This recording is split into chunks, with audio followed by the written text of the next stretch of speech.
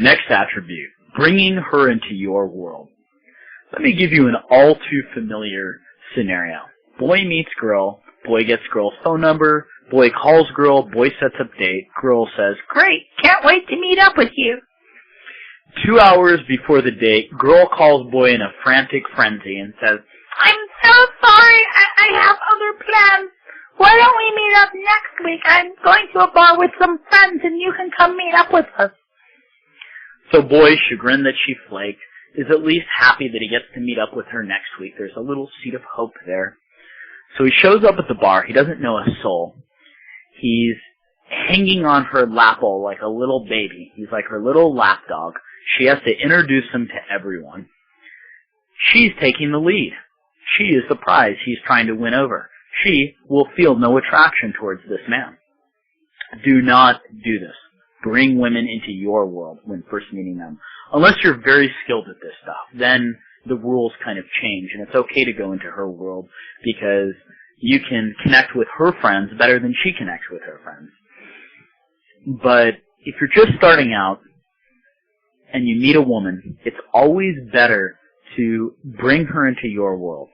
Go out with her alone, just you and her, or bring her around your friends that already like you, and she'll kind of hang on your side. You'll be kind of like the comfort zone. She'll be taking your lead. And we'll see you as a prize she wants to win over. You're better off that way.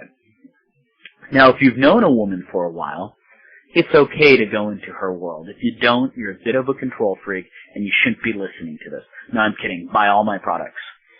In all seriousness, you want to bring a woman into your world when first meeting her. You'll be better off for it. She'll see you as a prize she wants to win over. Next attribute is making women accommodate you. Okay? Most guys accommodate women. Okay? So if they're driving with a woman and the woman starts complaining about the sort of music they're playing, they start probing her to find out what sort of music she likes. They can impress her. Or if they're going out to eat with a woman, they'll probe her to find out what sort of food she likes. Okay? Most guys rationalize this as them being nice guys. I used to be one of these guys. That's how I know about this. This is a bunch of BS. Guys don't do this because they're nice guys. They do it because they want to win points with a woman. They want to win her over. They want to get her validation and approval. But when you do this, it sets the metaframe that she's a prize, you're trying to win over. It will squelch any attraction that would have possibly been there. Okay? Don't do this. Make women accommodate you. Okay?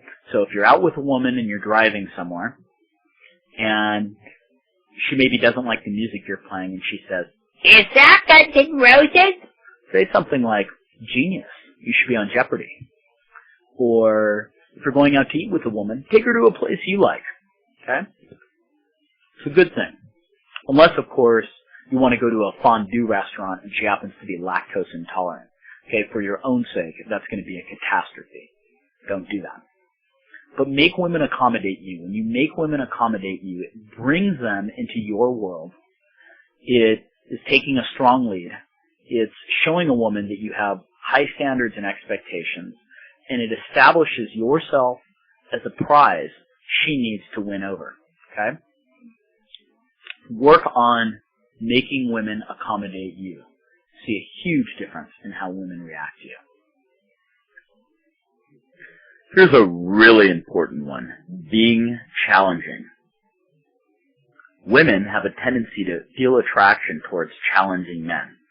They have a tendency to see challenging men as a prize they want to win over. Okay?